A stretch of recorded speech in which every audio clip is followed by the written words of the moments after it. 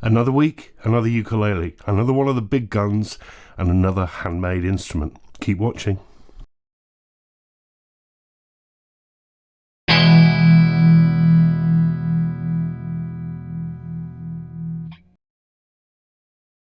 Yes, it's GotAUkulele Instrument Review Day. As always, this is your summary video review. Look at the link below, that will give you a lot more information.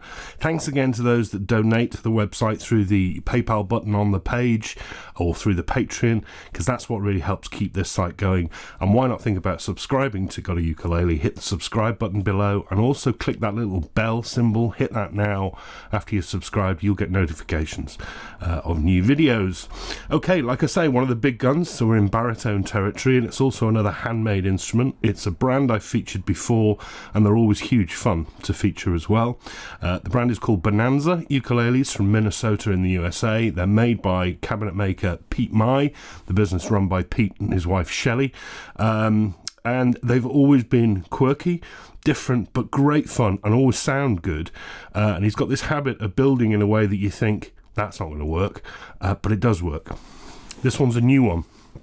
This is the Bonanza Homestead Baritone ukulele. The Homestead range is a range of instruments that Pete put out after he built his 500th instrument, and he wanted to create a no frills, so no decoration instrument that used some of the best build techniques that he developed over his others, and put them into that instrument with, as I say, very limited decoration for a more accessible price.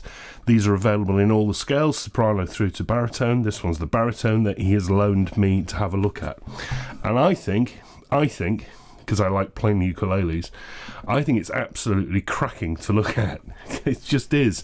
First glance, it's a double bout instrument with that nice sort of swoopy cutaway, but then you see that it's a thin line, so quirky Bonanza again, as usual. And it gets quirkier because this uses the same sort of build techniques as he used on the Saguaro and the Oreo, and that is to say that this doesn't have a top, back and sides as separate pieces. Rather, these are two pieces. You can see the joint down the middle there. Two pieces, blocks of wood that he routes out to create two ashtray shapes, and then they go together in a clamshell.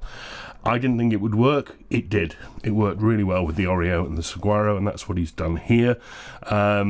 But this doesn't get the sort of decorative stripe, things like that. It doesn't have the inlays and the extra sound holes that the Saguaro has. It's just a double bout ukulele shape. Really interesting build because of the way it's built, and I like it a lot.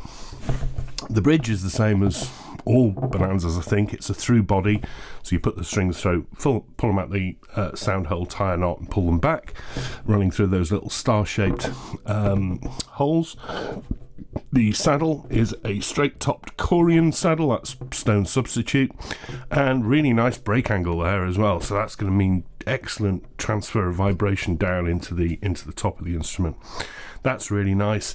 It's all finished in a hand-rubbed satin, and that's really nice too. Do you know, I can't find a single fault with this.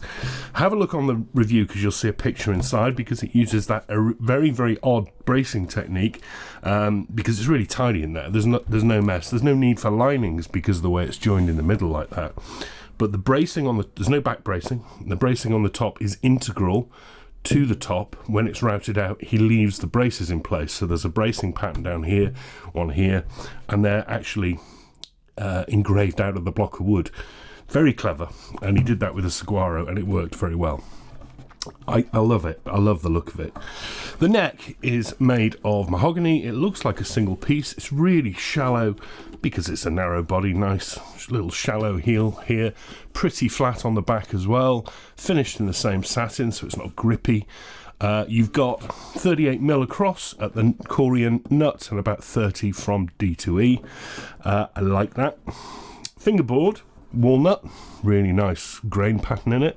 Bit of end shaping there.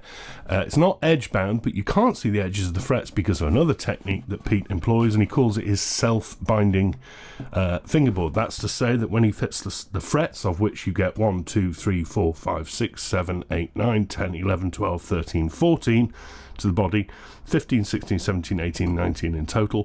When he fits those, the slots are not cut to the edge of the fingerboard. You can't tell, but they're not. So the frets don't actually reach the edge of the fingerboard, but the crowns do. And it means absolutely no sharp fret edges, and you don't see the fret ends.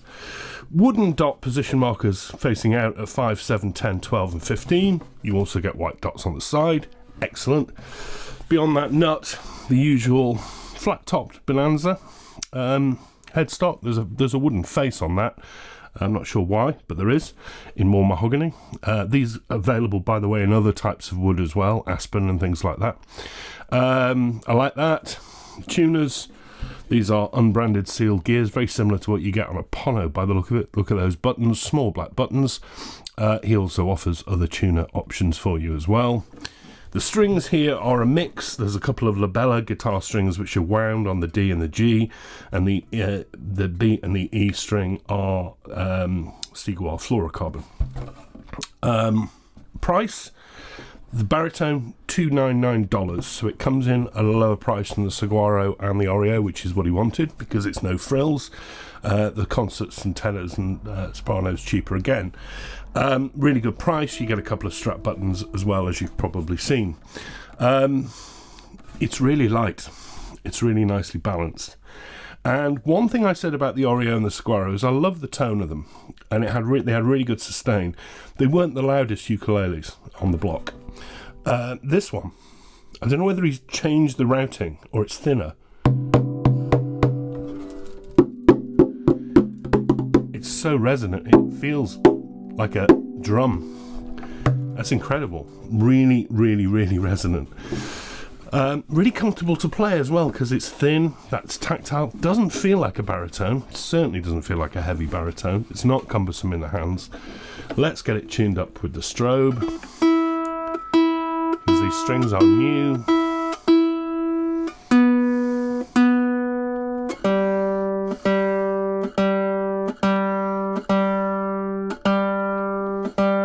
Oops, overshoots.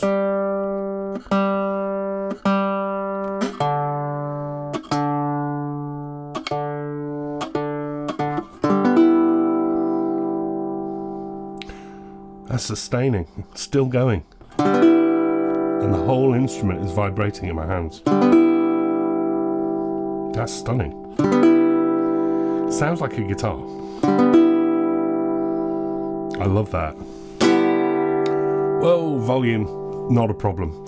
If I said the Oreo was a little bit quieter, this isn't. I don't know whether he's changed or whether it's the body size. I can hardly speak over it so loud. I really like the sound of that. Oh, lovely.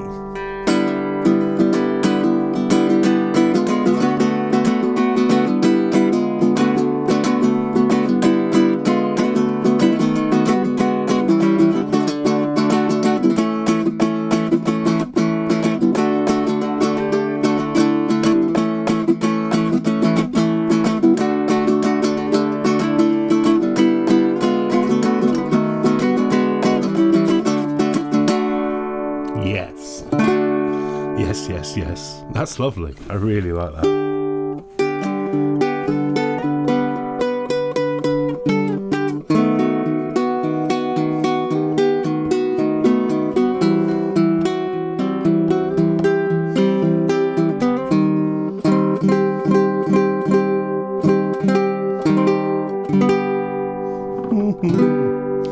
That's remarkable. It's remarkable. It really is.